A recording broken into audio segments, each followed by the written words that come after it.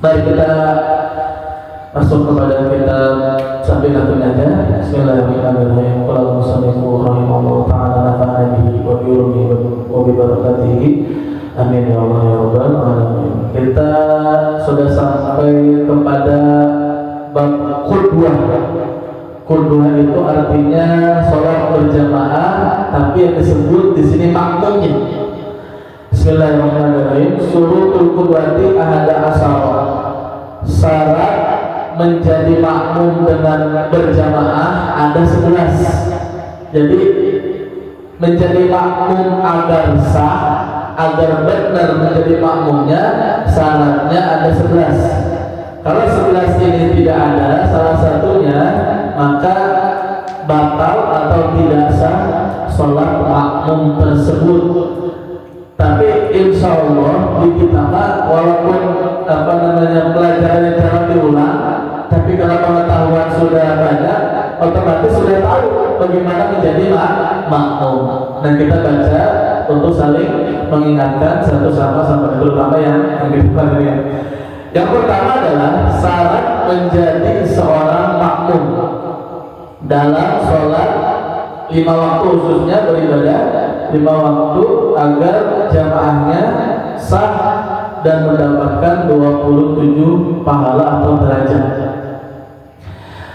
Allah ya'lama butlana sholati imamihi bihadasin aw ghairihi. Nah, yang pertama, ketika seseorang menjadi makmum, agar senantiasa tidak mengetahui batalnya imam dengan hadas atau yang lainnya.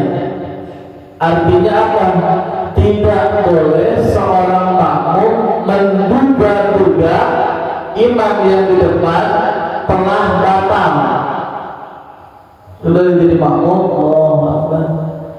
kayaknya imam batal nih, Nah, kalau udah menduga-duga, maka sholat makmum batal, sholat imam tidak batal. Tidak boleh sebagai makmum menduga-duga atau berprasangka bahwasanya imamnya batal ketika sholat. Yang disebut batal adalah makmumnya, imamnya terus sholat, imamnya tetap sholat. Jadi tidak boleh sebagai makmum berprasangka atau menduga-duga untuk disebutnya imam sedang hadas atau ghairi, sedang hadas kecil atau hadas besar, maka seorang makmum tadi sholatnya batal. Jadi ternyata kita nggak boleh mikirin imam itu batal, kecuali jelas kalau imamnya kentut atau mohon maaf dia mampu batal, maka yang di belakang yang lebih paham di belakang imam enggak menggantikan. Ini enggak ada angin, enggak ada apa, dia berprasangka oh ini imamnya batal. Dalam sholat berprasangka itu enggak diucapkan, maka si makmumnya batal, si imamnya tidak batal. Dengan hadas, baik hadas kecil ataupun hadas besar, baik dia berprasangka au ghairihi atau dengan yang lainnya. Misalkan gimana? Oh, mungkin imamnya tadi bersentuhan dengan beda lawan jenis menurut mazhab kita Imam Syafi'i, misalkan gitu. Si makmum berkeyakinan, oh tadi imamnya bersentuhan, padahal nggak lihat, cuma berprasangka baik dengan hadas ataupun dengan yang lain bahwasanya imam telah batal, otomatis seorang makmum juga batal. Artinya sebagai makmum tidak diperkenankan berprasangka atau punya pemikiran bahwasanya yang di depan kita sebagai imam adalah sholatnya tidak sah, maka otomatis makmumnya doang yang sholatnya tidak sah. Kalau imam terus saja. Itu yang pertama. Yang kedua adalah wala ya'taqida wujuban qadariha alaihi. Yang kedua adalah tidak boleh sebagai seorang makmum berkeyakinan bahwasanya salat yang dikerjakan oleh imam adalah salat qada. Ketika orang jadi imam, di belakangnya berprasangka atau menyangka-nyangka, oh ini imam salat qada, tapi tidak ada ucapan nggak pada ucapan ataupun pemikiran doa, maka otomatis si makmum tadi sama batal sholatnya. Otomatis dia harus mengulangi sholatnya, bukan mengulangi wudhunya, karena dia telah batal sholatnya, bukan batal wudhunya. Nah itu yang kedua. Atau contoh yang lain, seorang imam di depan ternyata menggunakan tayamum atau pengganti wudhu. Kemudian si orang yang datang makmum tadi sudah dengan air wudhunya, berprasangka, kok saya imam sama orang yang wudhunya dengan tanpa air, atau sudah ada air turun. Dan kalau ada air turun, otomatis wudhunya tidak dilanjut, tayamumnya tidak dilanjut, harus ganti dengan wudhu. Ini tentang makmumnya berpendapat seperti itu.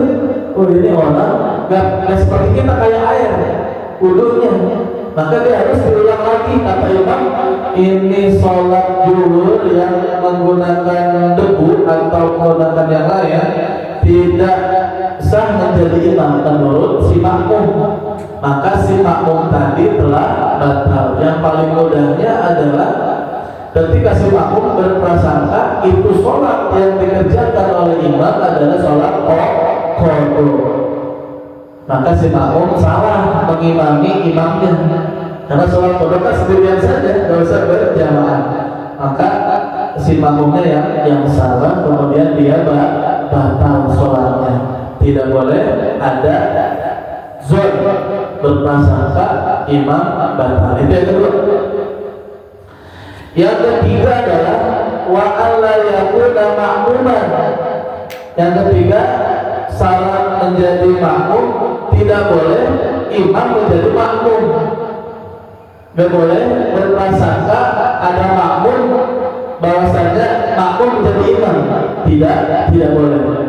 Kecuali hal-hal yang lain. Tidak boleh makmum berprasangka di depannya makmum menjadi imam, itu batal sholatnya. Atau dalam artian tidak boleh imam menjadi makmum, otomatis tidak boleh imam menjadi makmum, atau makmum berprasangka di depannya adalah makmum tidak menjadi imam. Kecuali berbeda dengan masbuk. Biasanya sholat subuh ada yang ketinggalan 1 rakaat, dia berdiri, ya otomatis kita di belakangnya boleh ikuti. Ini kalau sedang sholat, dia seorang imam menjadi makmum itu tidak boleh. Dan ketika sholat, urutan safnya supaya ganjarannya tidak hilang 27 derajat, maka sholat itu Pak, kita sering belajar adalah pertama kan di tengah. Habis di tengah, yang diisi di kanan dulu, kaki kanannya. Habis kaki kanan, kaki kiri. Gantian kanan, kiri, kanan, kiri. Nggak boleh di kanan terus. Anjurannya seperti itu, nggak boleh berat seimbang di kanan terus lagi isi di kiri kosong. Makanya ketika imam di depan, makmum di belakang, baru 3 orang nih di belakang. Maka yang datang di kanan, yang datang di kiri, yang datang di kanan, begitu Pak aturan sholat berjamaah. Nah bagaimana kalau sholat jamaahnya 1 orang? Maka imam duduk di belakang nih, karena kalau 1 orang makmumnya harus di sampingnya, makmumnya harus di samping imamnya. Kalau kita ketika sujud ukurannya sampai kaki ruku, duduk di antara sujud. Jadi kalau ada 2 makmum, 1 makmumnya. Terus kalau ada lagi datang 1 makmum, pertama di kanan, kedua di kiri. Gak mesti di kanan terus, itu tak kayak itu. Jadi makmumnya ada 1 orang makmum, dia di kanan dulu nih, dekat imam, tapi tidak terlalu dekat pun boleh, tapi tidak terlalu dekat. Maka yang kedua makmum di sini nih, di kiri. Nah ketika dia udah beres sholat, artinya udah beres sujud, atau lagi berdiri masih lama, boleh keduanya merapatkan. Apalagi kalau ada orang ketiga baru di tengah. Jadi jajarannya langsung rapi. Jadi begitu ya, jajarannya langsung rapi. Dan juga tidak boleh ketika ada sok kosong kita langsung buat barisan. Kalau itu selama-lamanya di pojok kosong masih muat dengan kita sholat, kita nggak pernah lagi, maka dia tidak mendapatkan pahala jamaah. Ada orang yang ke masjid hanya mendapatkan sholat satu, tapi jamaahnya tidak dapat karena tidak mengikuti aturan makmum. Harus terpenuhi dulu sholat pertama, baru sholat kedua. Nah itu tentang masalah sholat berjamaah. Yang selanjutnya adalah wala ummiyan. Nah, sebagai seorang imam agar sholatnya berjamaah sah, begitu juga mendapatkan 27 derajat, imamnya tidak boleh ummi, harus qori. Artinya kalau ummi secara harfiah artinya orang yang tidak bisa membaca dan tidak bisa benar dalam bacaannya. Udah tidak bisa membaca, tidak benar lagi, banyak salahnya.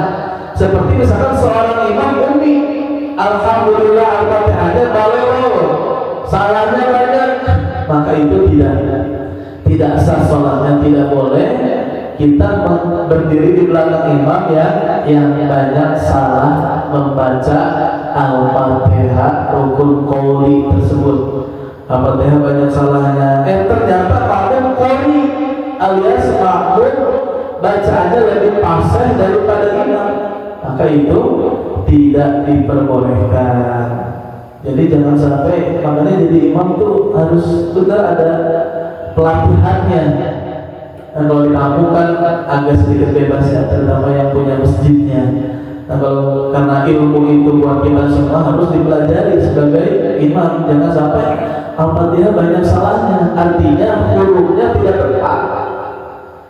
Hak besar dari hak kecil, ia berdoa, ia beristirahat, menyembah bulan, menyembah matahari. Kalau tidak menggunakan tasdid, iya karena berdua, iya. Nah itu saking pentingnya menjadi seorang imam. Kalau imamnya ummi, tidak bisa membaca Al-Fatihah, bahkan sekalinya membaca banyak salahnya, maka harus dikoreksi diri juga. Karena orang nggak tahu salahnya karena nggak diingatkan, tapi ada juga diingatkan malah. Tapi sebagai imam harus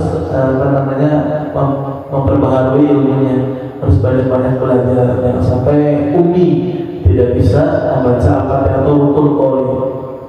Nah itu yang selanjutnya adalah jadi benar-benar imam itu harus fasih, harus betul bacaannya. Makanya enak tuh kalau ada kayak gini nih di perumahan, orang tertentu artinya jadi imam bisa dicek bacaannya, dites terlebih dahulu. Kalau di kampung kan berbeda ya, tapi mudah-mudahan tetap ada solusinya, Yang selanjutnya adalah wa la yataqaddama 'alaihi al-mawqifi. Salat berjamaah makmum tidak boleh melebihi batas imam berdiri. Jadi kalau makmum di depan imam, otomatis batal salatnya makmum. Salatnya imam tidak batal. Nah, misalkan nih, bagaimana maksudnya ketentuannya? Ketentuannya adalah yang pertama melihat kaki tumirnya. Kalau kaki tumirnya, misalkan mohon maaf, ini imam, ini gimana? Kaki tumirnya punya tulis di sini ya. Kaki tumir, ternyata makmum kaki tumirnya di atas dia, lebih dikit makmum, maka makmum tadi tidak sah sholatnya. Melihat tumir belakang. Tapi kalau kakinya panjang, lagi sholat berdua nih, ternyata kakinya panjang sampai melebihi imam sedikit, nah itu tidak apa-apa. Tapi kalau udah tumir kaki mohon maaf ya, ini nih ya, melebihi imam di depan imam, maka dia sholatnya tidak sah. Itu yang kaki. Mohon maaf, yang selanjutnya adalah Ketika duduk di antara dua sujud, ternyata pinggulnya, pantatnya depanan makmum, tidak ada terciri imamnya atau makmumnya lebih ke depan, maka sholatnya tidak sah. Ada yang sama antara makmum dan imam, itu tetap masih boleh, tapi karena kita sudah punya ilmunya, harus berbeda sedikit dengan imam. Nah itu yang pertama, makmum tidak boleh melebihi imam. Batasannya adalah tumit imam atau tumit makmum yang melebihi dari imam ketika berdiri. Yang kedua, ketika duduk tahiyat misalkan atau duduk di antara sujud, ternyata mohon maaf pinggulnya atau pantatnya lebih depannya makmum, maka itu tidak sah sholatnya. Artinya benar-benar kita harus ada di belakang imam. Nah itu. Selanjutnya adalah wa ayya'lamal tiqala imami. Yang selanjutnya sebagai makmum harus tahu perpindahan seorang imam. Jadi harus tahu perpindahan seorang imam, bukan pindah imamnya, bukan. Artinya gerakan imam harus diketahui oleh makmum. Jangan sampai imam ruku, imam sujud, makmum masih takbiratul ihram atau masih sedang tok. Jangan sampai, harus mengetahui makmum imam sedang apa, pergerakan yang mana. Makanya ada biasanya dengan suara imam yang keras. Makanya disunahkan sebagai imam untuk terus bertakbir, takbir aula atau takbir pertama atau takbir intikal. Jangan sampai jadi imam suaranya pelan, kasihan kalau jamaahnya banyak. Jadi dia nggak kedengaran, jadinya batal. Tapi kalau melewati rukun dua, rukun fi'il dua, ruku, habis ruku langsung itidal, ya belum ruku, maka itu nggak batal. Makanya harus mengetahui sebagai makmum perpindahan imam sedang apa sedang ruku, apa sedang takbiratul ihram. Nah itu biasanya dengan melihat makmum depannya, atau dengan suara imamnya, atau dengan suara mubalik. Kan biasa di Istiqlal apa ya? Di Istiqlal atau di Mekah ada suara yang kedua di sampingnya biasanya itu. Tapi nggak mesti di sampingnya, boleh di pinggir juga mubalik, boleh di pinggir, boleh di tengah-tengah mubalik itu yang menyampaikan suara setelah imam agar kedengaran semuanya. Nah kalau nggak kedengaran, nggak disuarain imam, maka makmum yang tidak tahu menjadi tidak sah sholatnya. Kalau dua rukun fi'li tidak dikejar, kalau satu rukun fi'li masih haram rasanya, masih dosa tapi boleh dilanjut. Tapi kalau udah dua rukun fi'li, maka dia sholatnya langsung batal. Nah itu. Yang selanjutnya harus mengetahui pergerakan imam, baik dengan depannya makmum yang sebelumnya atau makmum yang ada di sampingnya. Karena kan kita sudah melihat kan prasangka kita, atau makmum teman kita udah ruku, kita juga ruku. Jangan sampai kita nggak tahu jadi makmum imam sedang maka itu batal. Yang selanjutnya adalah wa ayyatabi'at fi masjidin aw fi salasimi'atil dhira'in.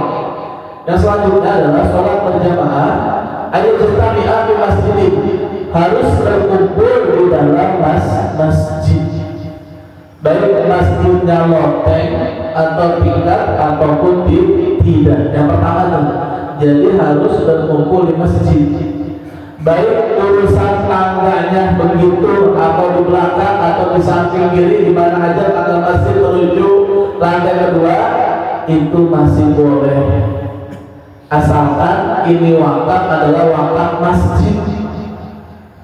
Jadi kalau wakafnya masjid Pak, mau ke atasnya berapapun, tangganya mau di samping, di belakang, di samping, maka tetap sah. Itu kalau wakafnya masjid. Tapi kalau wakaf tempatnya bukan masjid, misalkan di bawah besar, tapi suka dipakai sholat di atas masjid, karena bukan wakaf masjid, di atas masjid. Ternyata yang sholat di atas sudah penuh, misalkan yang dipakai di atasnya, kemudian di basement kita masih masih dengar suaranya. Ternyata apa namanya, tangganya bukan di dalam masjid, bukan menuju imam tangganya, maka sholatnya tidak sah kalau bukan masjid.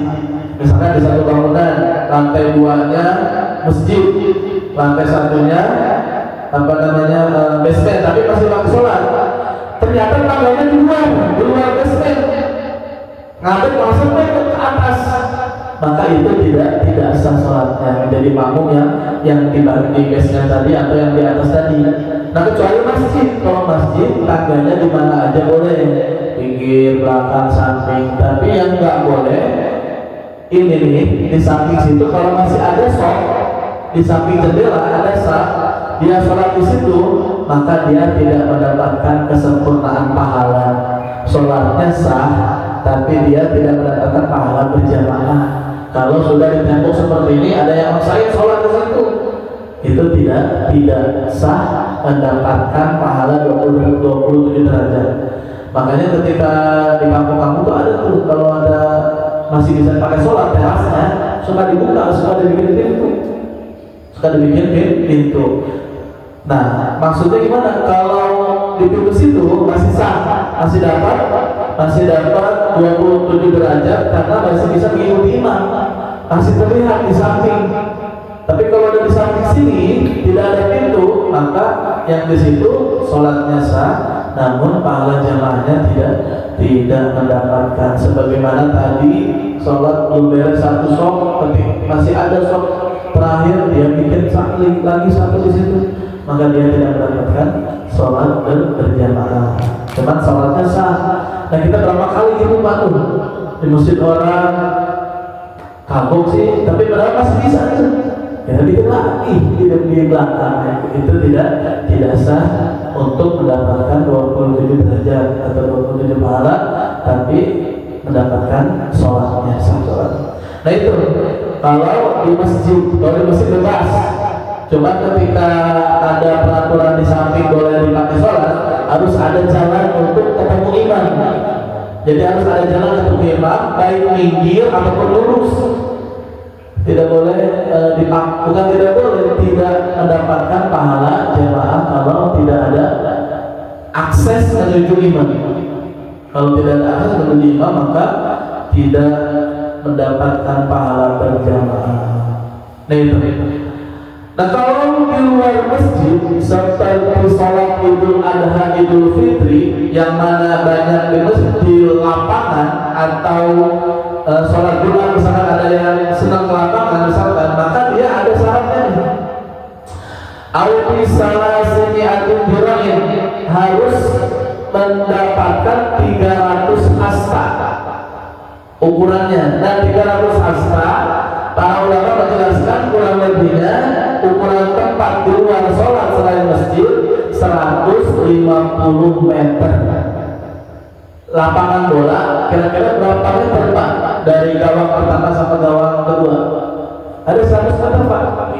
Lebih ya? Kurang lebih 150 kali ya? 110? Iya luar biasa. 110 kita sholat di lapangan, sah atau tidak? Sah atau tidak sholat di lapangan?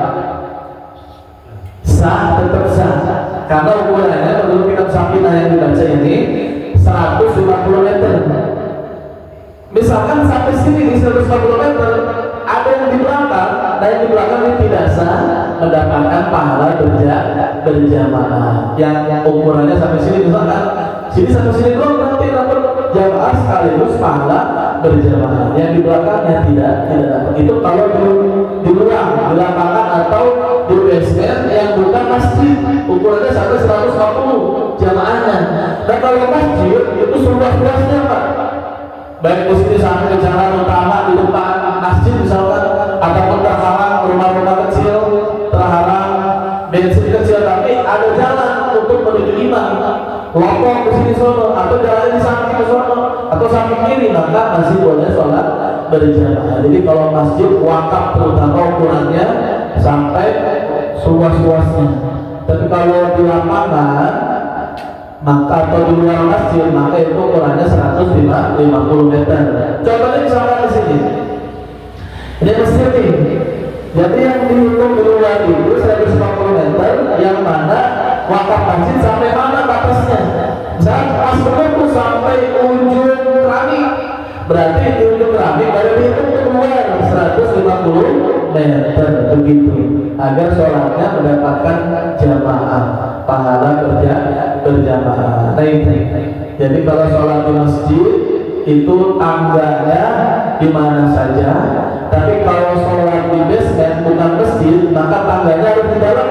Artinya tangga itu ada di dalam, orang bisa naik ke atas. Jadi enggak di luar. Bentuknya seperti tangganya begini. Ini tangga 1, tangga 2, tangga 3. Boleh di pinggir situ, boleh di pinggir situ. Jadi bukan ngarep ke jalan, bukan menghadap ke jalan tangganya kalau di basement. Makanya ada orang sholat tangganya karena tangga buatan, masih bisa dicopot, bisa dipasang. Ketika sholat di basement ternyata tangganya udah benar, ngadepnya dicopot dari awal, dicopot setelah mau sholat, maka sholat berjamaahnya atau sholatnya tidak sah. Nah itu di tempat-tempat yang lain. Tapi kalau di masjid tangganya menghadap mana saja itu boleh. Terutama ini masjid wakaf, bukan tanah tidak wakaf ya, bukan tanah yang lain seperti di mall, di pasar-pasar gitu ya. Nah itu ya. Kemudian ukuran di luar masjid adalah 150 meter. Tapi kalau masjidnya besar itu sampai ke ujung-ujungnya. Kemudian misalkan Pak, imam di sini, makmum di sini, ada yang males makmumnya dekat pintu, sok kedua, sok ketiga nggak diisi, kira-kira makmum yang di dekat pintu sah atau tidak sholatnya? Tetap sholatnya sah, cuma nggak dapat pahala berjamaah. Jadi dia malas mungkin ke depan, pengen langsung pulang habis salam, maka itu tidak sah, mendapatkan pahala berjamaah. Sholatnya tetap sah. Yang selanjutnya adalah wa ayyamiya qudwata awil jama'ata. Nah yang selanjutnya syarat menjadi imam atau sholat berjamaah atau jadi makmum disebutkan untuk senantiasa meniatkan apa yang sedang sholat. Jadi benar-benar niat harus disebutkan di dalam hati. Jadi sholat berjamaah adaan atau lillahi ta'ala, ini sholat berjamaah atau bukan, harus diniatkan dalam hati. Sebagaimana kita suka berniat dalam sholat, tapi tetap lafaz itu disunahkan. Tapi yang diwajibkan adalah niat di dalam hati. Banyak anak-anak SD, terutama saya ngajar SD, ada masalah karena kita suka iseng nanya, usolli sunatan duha misalnya, usolli qabla itu niat apa bukan? Karena pasti dia jawabnya niat. Bukan, itu namanya lafaz, ucapan. Niat itu dalam hati, terletak aja dalam hati. Saya lihat selanjutnya pakai rakaat, nakmum karena Allah. Kadang-kadang kalau nggak dikasih tahu, nambah besar terbiasa itu ucapan disebut niat. Tetap ucapan disunahkan walaupun tidak berucap masuk dalam hati Allahu Akbar, maka tetap itu sah sholatnya. Gak usah pakai lafaz, cuma lafaz itu kan supaya sinkron dengan hati, memudahkan menurut Imam An-Nawawi. Nah itu harus dilihatkan sebagai makmum atau sebagai imam. Yang selanjutnya adalah wa ayyatawaqqafa najmu sholataihima. Selanjutnya adalah imam dan makmum agar sholat berjamaahnya benar sama mendapatkan 27 derajat, maka harus senantiasa beriringan mengerjakan sholatnya. Kayak tadi berurutan. Kalau imamnya sujud, ya makmumnya sujud. Kalau imamnya diri, ya makmumnya diri. Kecuali makmumnya lupa, maka kita boleh bertasbih. Ini yang agak sedikit susah untuk memahamkan. Jadi kalau imamnya salah, bukan diingetin Pak. Kalau diingetin batal sholatnya. Misalkan salah imamnya nih, harusnya tahiyat awal dulu misalkan, kata makmumnya ingetin subhanallah misalnya. Subhanallah. Nah itu kalau kita belajar lagi niatnya mengingatkan, itu sholatnya tidak saja yang mengingatkan tadi. Jadi artinya kalau orang sholatnya salah imam, kita bukan mengingatkan, kita penjelasan dari guru bertasbih Subhanallah. Otomatis kalau imam paham dia ngerti. Jadi bukan mengingatkan, gak ada orang mengingatkan dalam sholat, batal ya ada. Yang ada batal. Coba mungkin derajat kita masih di situ, tapi mudah-mudahan dimaafkan oleh Allah. Jadi kalau imamnya salah, bukan diingetin Subhanallah. Kalau diingetin Subhanallah itu perkara batal, karena lagi sholat. Cuma penjelasannya, ketika imam salah, makmum disunahkan atau dianjurkan bertasbih, bukan mengingatkan ke situ. Kalau kita pelajari dengan sebaik-baiknya. Bagaimana kalau masih mengingatkan karena tidak tahu, masih dimaafkan ya. Cuma harus tahu. Nah itu kalau imamnya tidak mengikuti aturan sholat, sebagai makmum bertasbih, harus bertasbih memuji Allah Subhanallah, bukan mengingatkan. Nah itu kadang suka kurang tepat, tapi mudah-mudahan Allah ampuni kita semua. Amin. Nah, selanjutnya adalah wala yukhalifahum bisunnatil bahisatil mukhalafati. Nah yang selanjutnya sebelum yang terakhir berarti dapat 10 ini. Tidak boleh berbeda dengan imam dalam sunnah-sunnah yang mencolok.